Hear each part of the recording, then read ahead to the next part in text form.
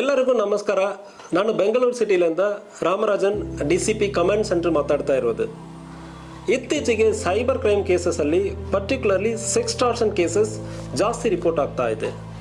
Sextortion cases ಅಂದರೆ ಏನದು, criminals ಇದನ್ನು ಹೇಗೆ ಮಾಡ್ತಾ ಇದ್ದಾರೆ, ಇಂತಹ ಪ್ರಕರಣಗಳಿಗೆ ಯಾರು ವಿಕ್ಟಿಮ್ ಆಗಿದ್ದಾರೆ, ಏನು ಮಾಡಬೇಕು ಎಂಬುದು ಬಗ್ಗೆ ಇವತ್ತು ಚರ್ಚೆ ಮಾಡೋಣ.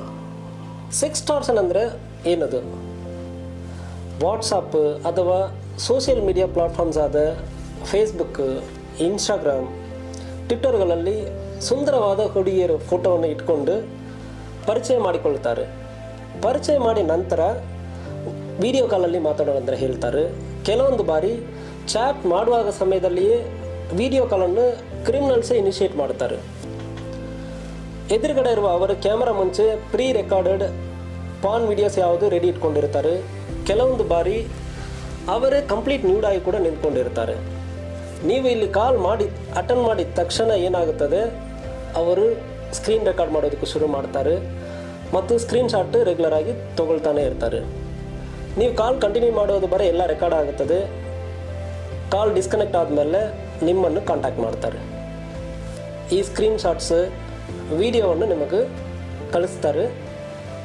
ನಮ್ಮ ಅಕೌಂಟಕ್ಕೆ ದುಡ್ಡನ್ನು ಕಳಿಸಬೇಕು. ಇಲ್ಲ ಅಂದರೆ ಈ ಸ್ಕ್ರೀನ್ ಶಾಟ್ಸ್ ವಿಡಿಯೋವನ್ನು ನಿಮ್ಮ ಫ್ರೆಂಡ್ಸ್ಗೆ ಮತ್ತು ನಿಮ್ಮ ಮನೆಯವರಿಗೆಲ್ಲ ಕಳಿಸಿ ಅಂದರೆ ಎದುರಿಸ್ತಾರೆ.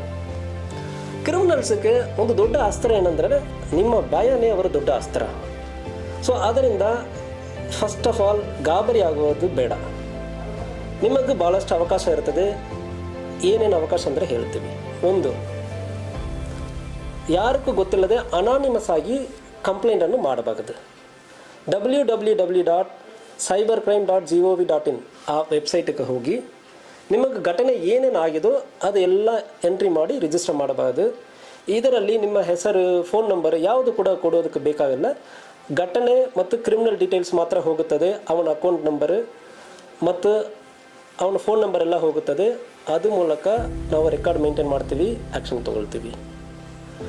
ಎರಡನೇದು 1930 ಅಥವಾ 112ಕ್ಕೆ ಕರೆ ಮಾಡಿ ಏನು ಘಟನೆ ಆಗಿದೆ ಮತ್ತು ಯಾವ ಅಕೌಂಟಿಗೆ ದುಡ್ಡು ಕಳಿಸಿದ್ದಾರೆ ಅಂದರೆ ಡೀಟೇಲ್ಸನ್ನು ಕೊಡ್ತೀರಂದ್ರೆ ಕ್ರಿಮಿನಲ್ ಅಕೌಂಟನ್ನು ಫ್ರೀಸ್ ಮಾಡ್ತೀವಿ, ಅವನ ನಂಬರನ್ನು ಬ್ಲಾಕ್ ಮಾಡ್ತೀವಿ. ಮತ್ತು ಇದಲ್ಲದೆ ಹತ್ತಿರ ಇರುವ ಸೆಂಟ್ ಸ್ಟೇಷನ್ಗೆ ಹೋಗಿ ರಿಟರ್ನ್ ಕಂಪ್ಲೇಂಟ್ ಕೊಟ್ಟು FIR ಮಾಡುವುದಕ್ಕೆ ಅವಕಾಶ ಇರುತ್ತದೆ.